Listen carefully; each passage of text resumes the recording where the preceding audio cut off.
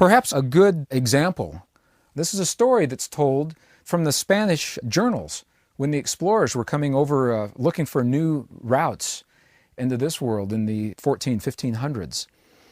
One of the routes took them around the coast of South America, and the Spanish galleons that were making this journey, sometimes the journeys took many months, up to a year, they set ashore for supplies in a place where the Spanish had never recorded being before, and they were met on the shores by the indigenous people of that area who apparently had never seen white people before, had never seen Western technology before. And fortunately for this particular story, one of the first men to meet them on the shore was the shaman of the tribe. He was the holy man. So here the holy man of the tribe meets the Spanish as they're coming ashore. They left the large ships out on the water and they came ashore in smaller rowboats. And however they communicated, in whatever language they were using, the holy man asked them, "Where did you just come from?" I mean, they've been here for years. They've never seen people like this coming up onto their shore. And however they communicated in return, the Spanish said, "We came on this little boat from that big boat with the wooden planks and the canvas sails out on the horizon of the ocean." And the holy man looked to where the Spanish were pointing, and he couldn't see that ship. The ship was there, and it was of a pattern that was so foreign to his frame of reference, it made no sense to his conscious recognition. He didn't recognize it. And as I hear this story, I often wonder, how many times does that happen in our world, in our lives? How many times do things happen right in front of us, and maybe we disallow it because it doesn't make sense in terms of our frame of reference? Is it possible there's a whole separate world going on here that we haven't recognized because we don't allow for it in our paradigm?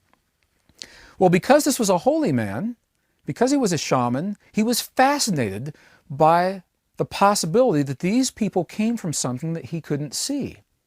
So another individual may have dismissed it. The shaman worked with it. And eventually, what he said, in a matter of moments, he says, "You know, if I look out of the corner of my eyes and I squint just the right way and redefine the shape of my eyeball, I begin to make something out on the horizon."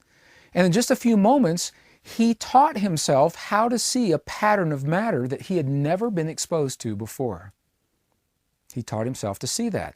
That happened to him on the shore. Miles away was his village, and the people in his village didn't have the same experience that he had, on the one hand.